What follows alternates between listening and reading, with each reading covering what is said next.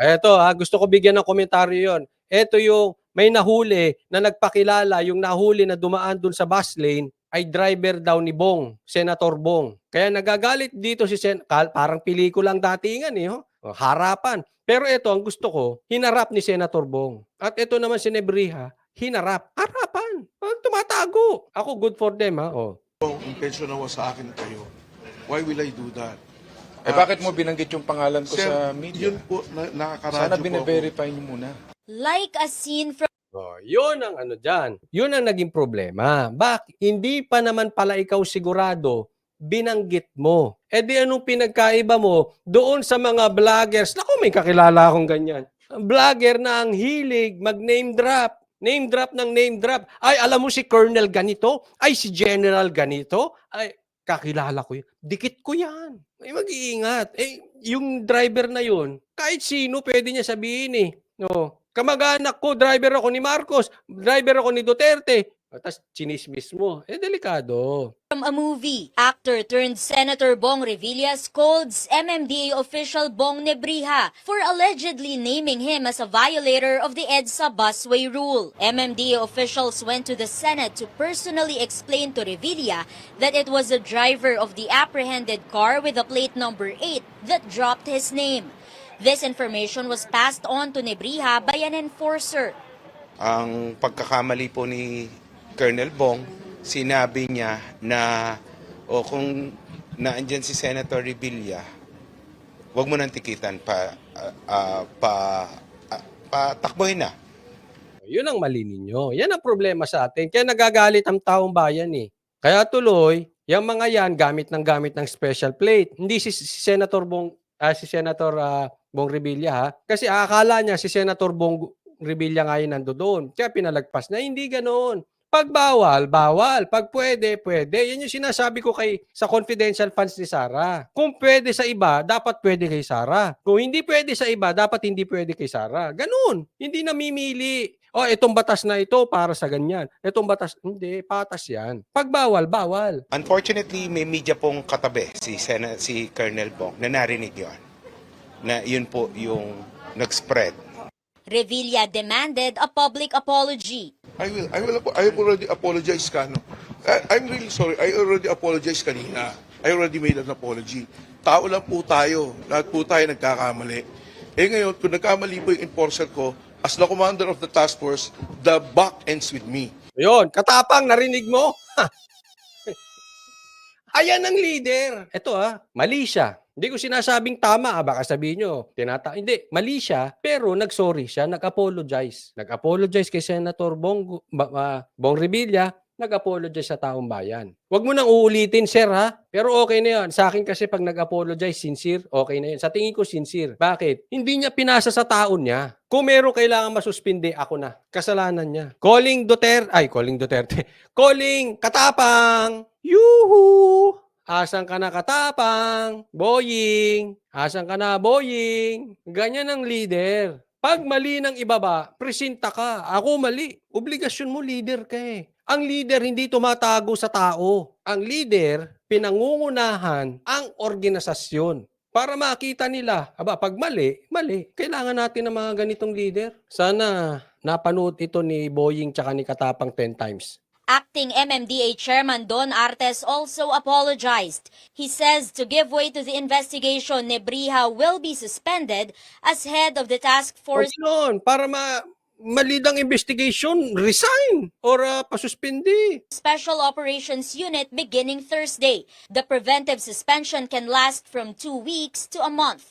It appears na may mga violations po kasi bakit naglilik yung pangalan ng mga nahuhuli, which is hindi naman po dapat. And second, kahit naman po sino na nag-name drop, hindi naman po dapat pinalilibre. Yun po yung policy namin. Dapat hulihin kung sino man yung di ba? Yes, Tikitan nyo. Ang instructions ko naman po, kahit na nag-name drop, ay hindi po talaga dapat payagan. After airing his grievances, Revilla accepted the apology. Di bali kung ako lang yung mababash na buong pamilya, kung mabash ka dyan. Pero okay lang, I accept.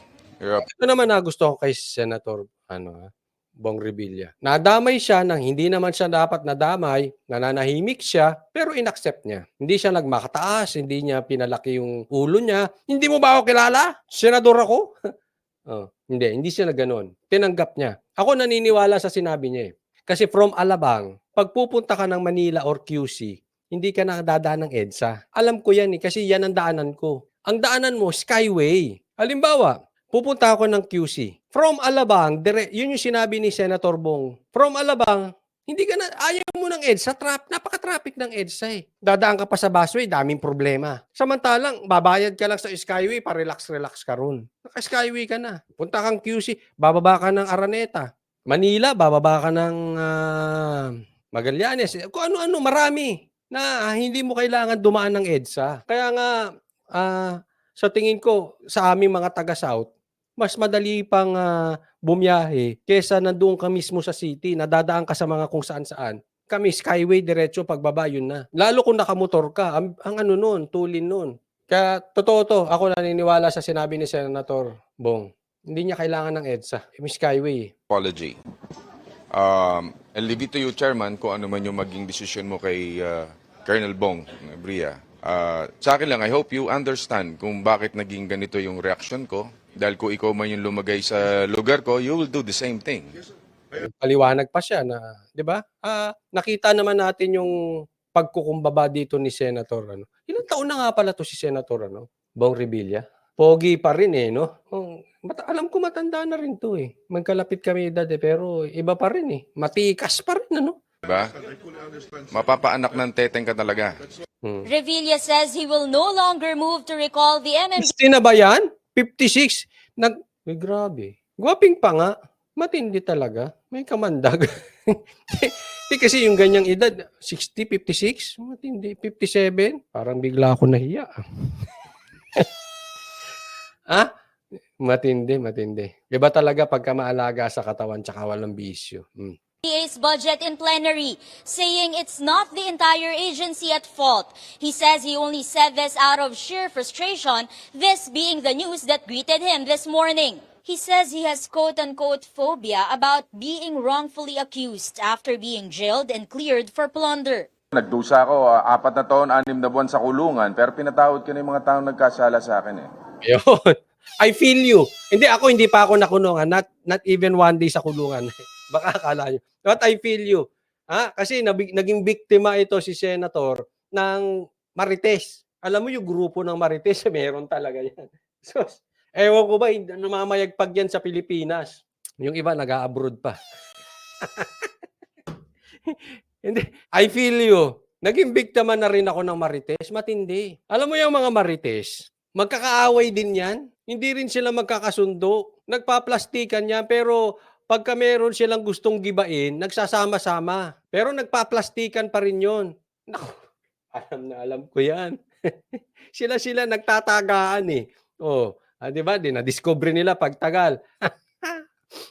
Na kanino huling alak. Na-feel kita, Senator. Naging biktima rin to si Senator eh. Dahil nanindigan siya. Yung huli kong if my memory serves me right, nanindigan siya para kay Gloria. So, may phobia. May phobia yung tao. Ewan ko, kailan kaya lalaya siya mga Marites sa Pilipinas? Ay, hindi, yung iba nasa abroad. Kailan kaya ipagbabawal sa Pilipinas yung Marites, no? Yan pa kaya, napakasimple. Based on the Transportation Department's rules, those authorized to use the busway are buses allowed by the LTFRB, ambulances, fire trucks, and police vehicles that are on duty, and those used for the maintenance of the busway project. Exemptions also include the Philippine President, Vice President, Senate President, House Speaker, and Chief Justice to assist. Subiri, akala mo, ikaw na ha? Hindi, nakita ko si Subiri, hindi ikaw. Pag natanggal si Sara, hindi ikaw. Maniwala ka sa akin, Subiri, hindi ikaw. Kasunod. Them in the performance of their duties. Amor Santos, CNN, Philippines. Ganda, parang pelikula, harapan. Well, it's a good news for everyone. Alam nyo, dapat ina-accept nyo to. Kung ano man ang kulay ninyo, asul, pula, dilaw, berde, puti, tama. Kailangan talaga may oposisyon. Kasi mahirap. Pag walang oposisyon, mauubos ang pera ng taong bayan. Yan po ang demokrasya. Sabi dito, ang mga marites may mga trabaho na sila ngayon, approved na sa Congress, gagawin din silang CCTV. Alam mo, kaya ito totoo ito, hindi ako nagbibiro. Kaya sa Pilipinas lang, namamayagpag, nagiging trabaho ang troll. Meron bang troll sa ibang bansa na pasahuran? May mga ganyan. Well, yung mga troll, yung mga marites yan. Well, again, antay-antay tayo kay PRRD. Ang ganda ng pangyayari ngayon. Sa katunayan, sa ganda ng pangyayari ngayon, si Boying pa-interview na naman ng pa-interview eh. Ito, papakita ko sa inyo ha. Sana nandito pa. Saglit huwag kayong aalis. Ito, tingnan mo. Ito ba yun? Duan sa United Nations para mapauwi si dating Congressman Arnulfo Teves Jr. mula sa Timor-Leste. Ayon kay Justice Secretary Jesus Crispin Remulla, walang extradition treaty sa pagitan ng Pilipinas at Timor-Leste. Pero sa ilalim ng kasunduan ng UN, responsibilidad ng host state na ibalik ang isang akusado sa kanyang pinanggalingan para gumulong ang paglilitis. Binubuo na ng DOJ ang sulat para sa Timor-Leste. Una nang sinabi ni Remulla na nakausap niya si Timor-Leste President Jose Ramos Horta tungkol sa sitwasyon ni Teves. Ibinunyag pa ng kalihim na hindi natuwa si Horta na nasa kanilang bansa si Teves na suspect sa pagpatay kay Negros Oriental Roel Degamo nito lang Marso.